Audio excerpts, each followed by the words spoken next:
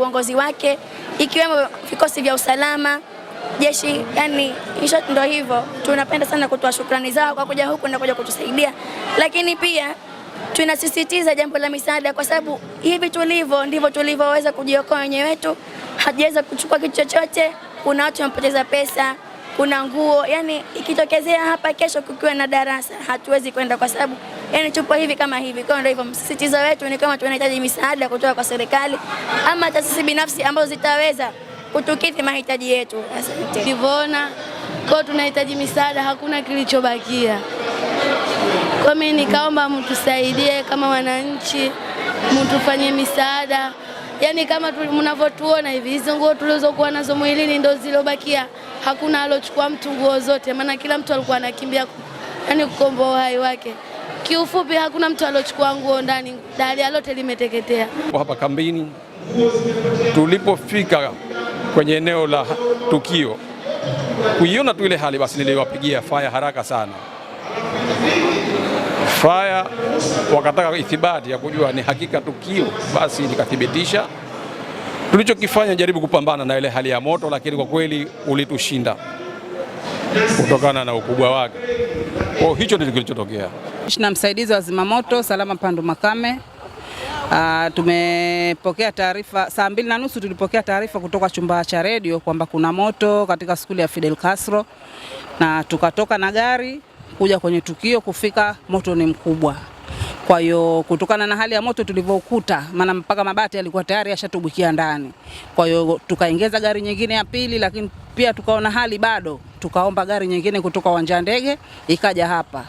Kwa hiyo tukawa tuna gari 3 tuna fight katika kuzima moto huu. Kwa kifupi tulikuta moto mkubwa sana, kwa hiyo tukapambana nao, na inavyosemekana ni bweni la kulala askari wa kike.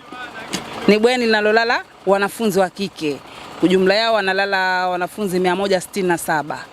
Lakini kwa haraka baada ya kufika hapa tukaenda tukaangalia kwanza wanafunzi usalama wao ukoje. Kwa hiyo tukakuta wanafunzi wote wako salama, isipokuwa kuna wanafunzi kama 29 walipata mshtuko tu kutokana na ile hali ya moto, na wapo hospitali ya Vitongoji wanaendelea na matibabu.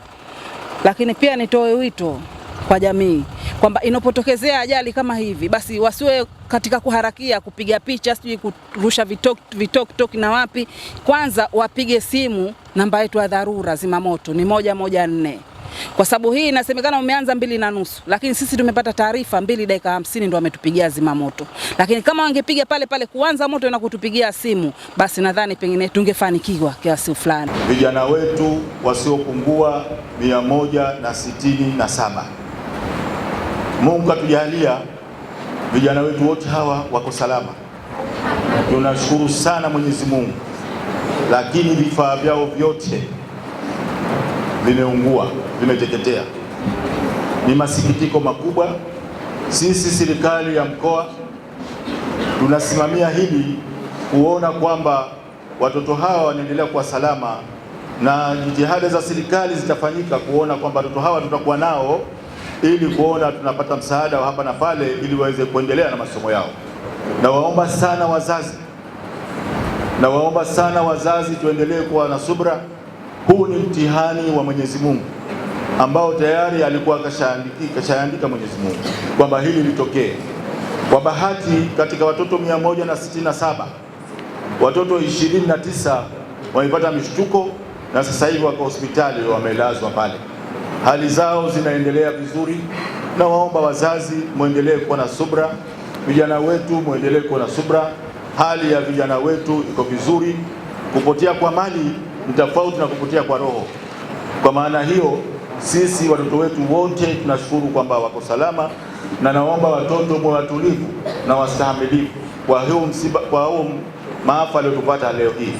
Ni maafa makubwa kwa kweli, hatujawahi kupata maafa makubwa ambayo bweni lilifunguliwa katika sherehe za Mapinduzi na leo ni jipya, kila kitu kimeungua. Sababu ya kuungua hili bado upelelezi unaendelea tujue sababu za msingi, lakini tuna taarifa kwamba chumba namba 5 ndicho kilichoanza moto. Sasa haya wenyewe wakaguzi wapo, wafuatiliaji wapo, wataendelea kufuatilia ili tujue hasa chanzo cha moto huo.